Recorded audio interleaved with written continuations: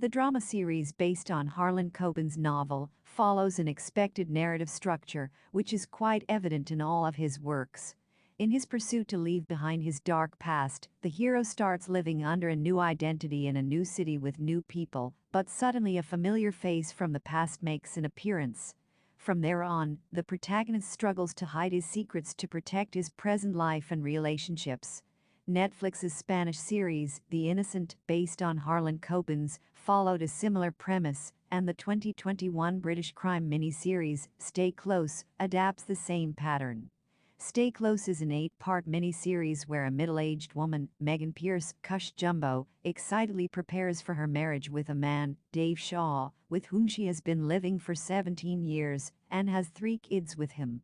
While other characters in the series also raise their concern about why Megan never married Dave years before, the creators try their best to ignore the fact because, apparently, there isn't any logical reason to justify it. One can subtly say that maybe she wasn't ready until now, or struggled to move on from the past. Whatever the reason is, it's not the conflict of the series, just a flawed setup for the story. Megan Pierce, Cush Jumbo, lives a peaceful life with her 3 kids, Jordan, Laura, and Kaylee, and her soon-to-be husband, Dave Shaw.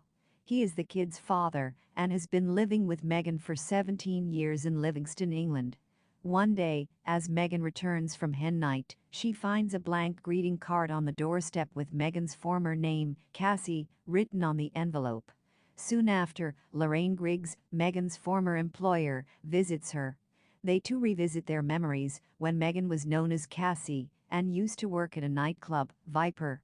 17 years ago, Stewart Green, obsessed with Cassie, used to assault her physically. On a dreadful carnival night, Cassie found Stewart's dead body in the woods and decided to run away. She buried her past, changed her identity, and decided never to look back. However, at the present time, Lorraine reveals to Megan that Stewart is very much alive and is looking for her. Megan panics in fear and searches for Stewart to protect her new identity. In the meantime, D.S. Michael Broom and D.C. Aaron Cartwright get the case of a missing person, 20-year-old rich lad Carlton Flyn. In a conversation with Carlton's father, Del Flynn, Broom finds out that Carlton attended the carnival at Vipers on April 16 and disappeared on the same night. Strangely, it is the exact date on which Stewart Green disappeared from the Viper 17 years ago. Broom tries to find a pattern in these 2 missing persons reports and feels that these disappearances could be the work of a serial killer. Stay Close further follows an investigation to find Carlton Flyn and his connection with Stewart Green. Will Broom be able to solve the case? And will Megan be able to save her relationship with Dave? Let's explore further. What happens to Barbie? Meanwhile, the forensic team show up at the hidden compartment, sectioning off a small area. As they bring up the charred remains from underground, they learn 15 different bodies have been found. Some of those remains are very old, and it could well be that Stewart Green is one of the deceased down there too. Does that mean Ray is the main killer here? Megan receives another call from Frances, claiming a woman was in her room asking about Cassie. After heading over and reassuring her that everything is okay, Megan leaves and is blindsided by Barbie outside. She stabs Megan, dragging her out in the car park and eventually receiving a knife to the gut for her troubles. An unremarkable end for an unremarkable assassin. Is Ray the real killer? Megan is rushed to hospital while the police show up on the pier in Megan's place. They chase after Ray, who tries and fails to run away. Warning shots are fired, eventually leading to his arrest.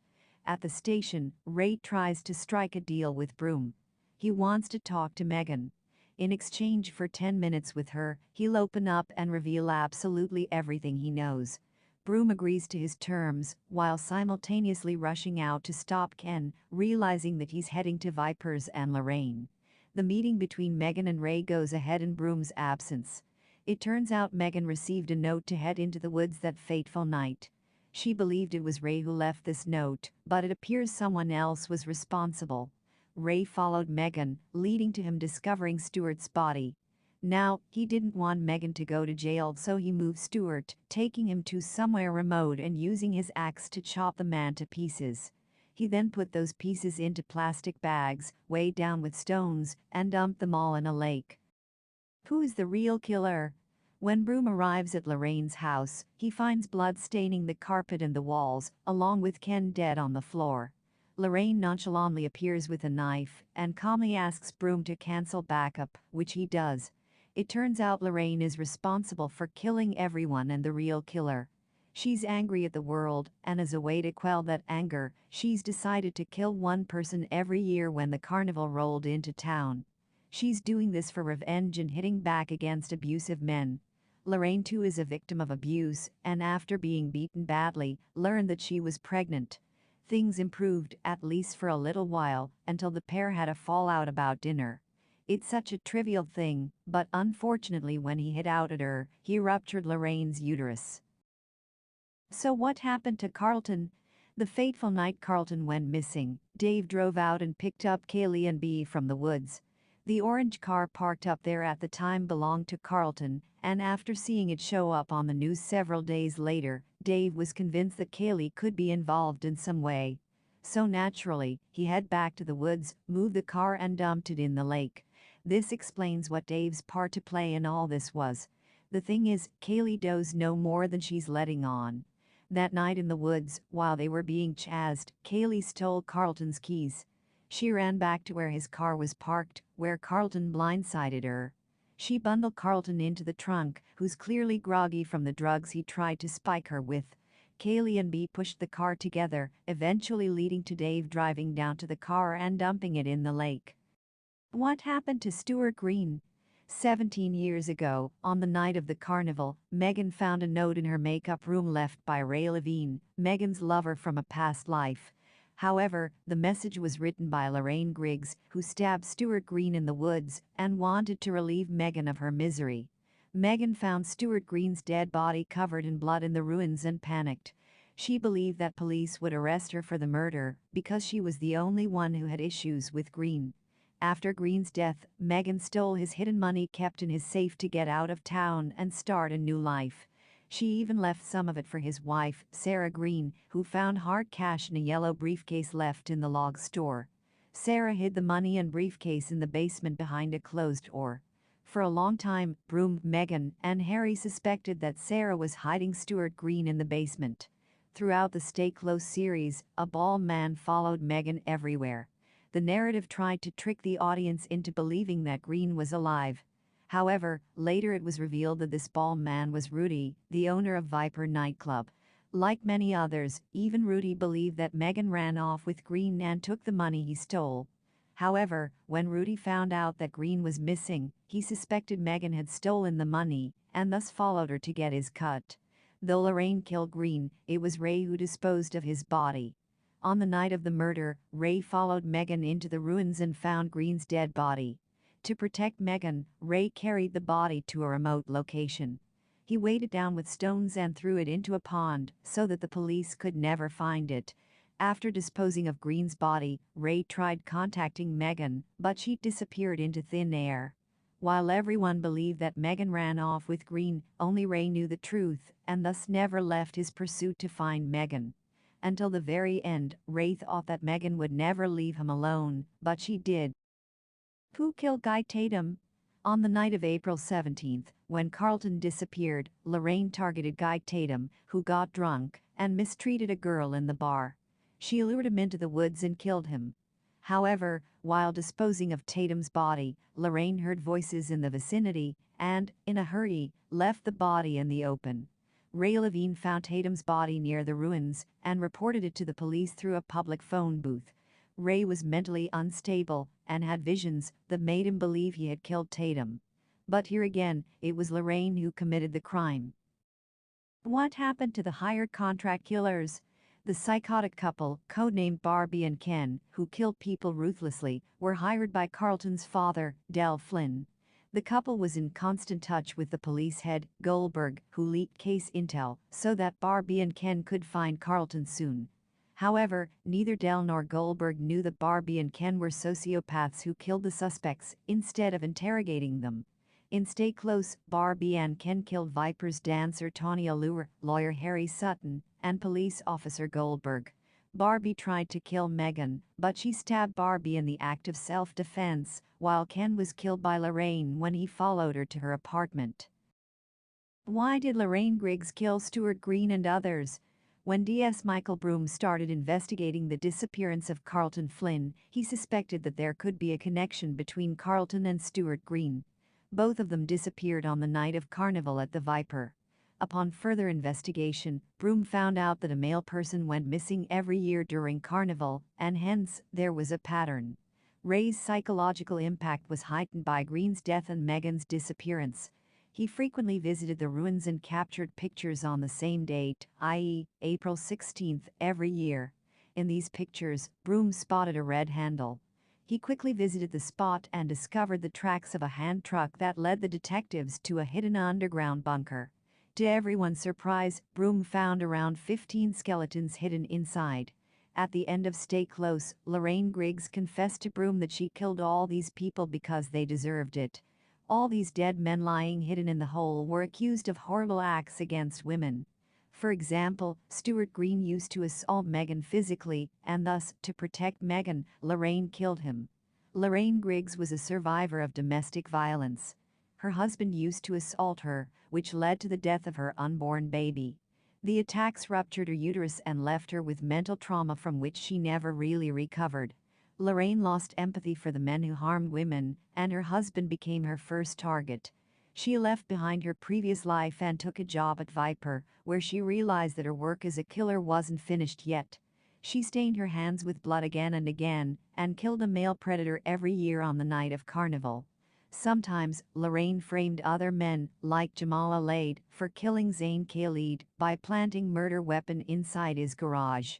She even tried to frame Ray for the murder of Carlton Flyn by putting Carlton's credit card inside Ray's car. But she never killed Carlton. This time, Lorraine was protecting a girl whose life had been ruined in case Carlton's real killer had been found. Who killed Carlton Flyn? Lorraine Griggs was a psychopath, and like most serial killers, she never broke the pattern. Yes, she did make some mistakes, like losing Green's body, but that single mistake cost her gravely.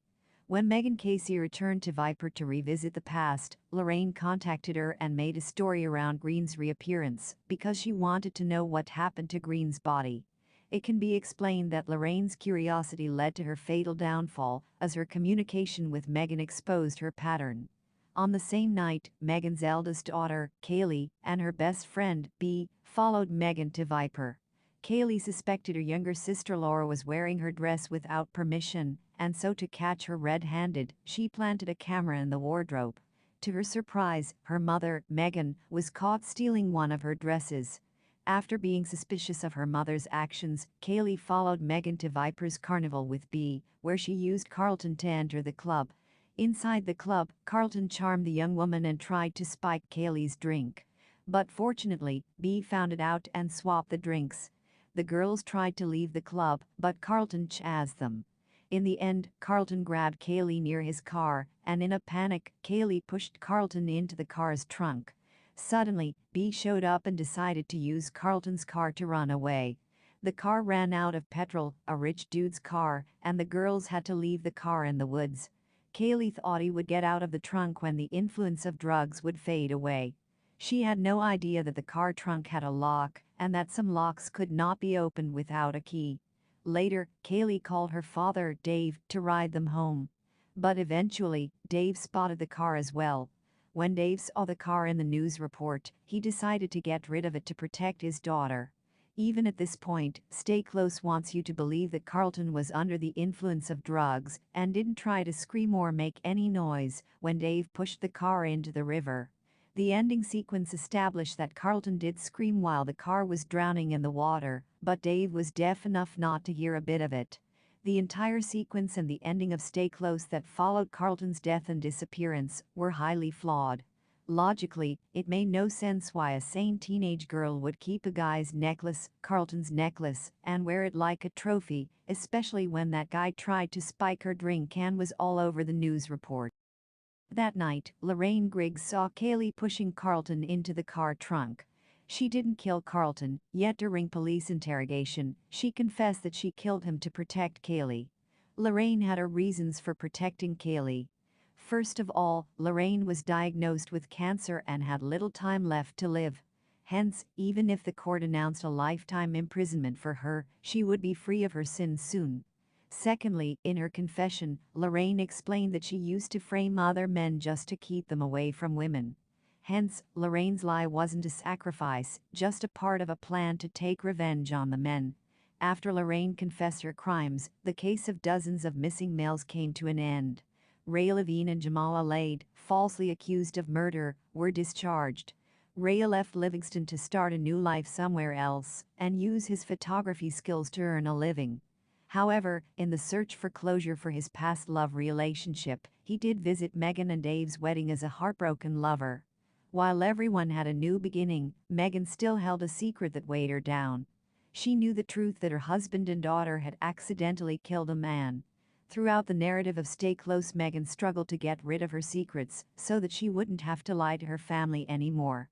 But it seems like, in the end, she still has a secret to hide that could destroy her happily married life.